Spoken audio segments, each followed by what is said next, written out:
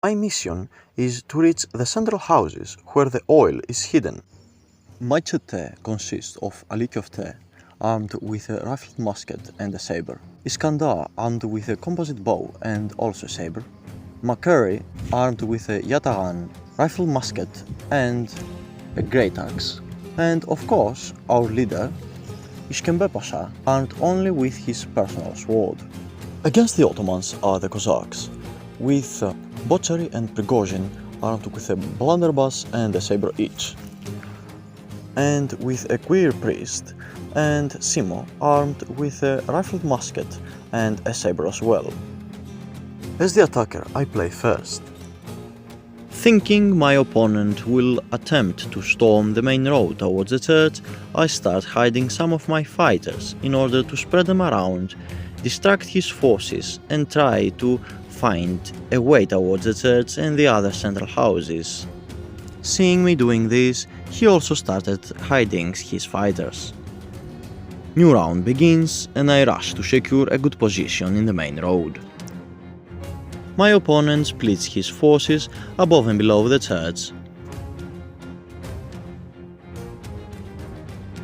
while I start spreading around the rest of my fighters.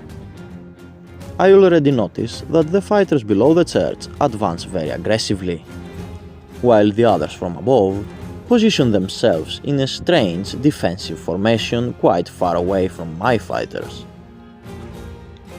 My goal throughout the third round is to secure the narrow streets around the main one leading to the church. While I use fake and real shadow marks equally spread around, I prefer to set false shadow marks in more dangerous positions. At this point, the inactivity of the fighters in the upper part of the map convinces me that all the fighters of my opponent are positioned in the lower part of the map.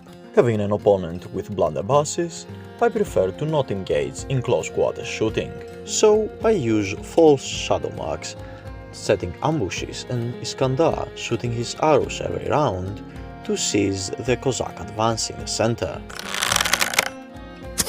until my real fighters, behaving like silly, enter the houses, search for the oil and possibly go away fast with it. My bluff worked. Prigozhin charges to the sides, only to find himself trapped between Alikyov and Ishkembe Pasha.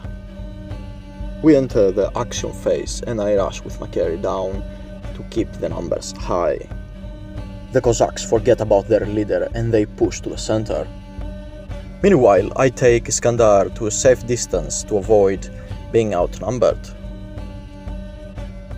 Ishkembe Pasha makes his attack. Prigozhin hopelessly defends himself by rolling a 3. The Pasha gets a 6 and another 6 from the bonuses, enough to brutally end the life of Prigozhin. In the beginning of the 6th round, I make a mistake by moving Makary one step down without offering him cover. Not forgiving my mistakes, my opponent quickly runs and shoots at Makary, wounding him badly. For the rest of the round, I prepare myself to be overflanked. The Cossacks do not press forward, which I believe is their mistake of the round. Entering the 7th, I charge with Makary on Simo to use my numerical advantage on the left flank. The Cossacks soon realize my formation is good also on the offensive, and in the following action phase, Bocharis distances himself to make his last stand using his blunderbuss.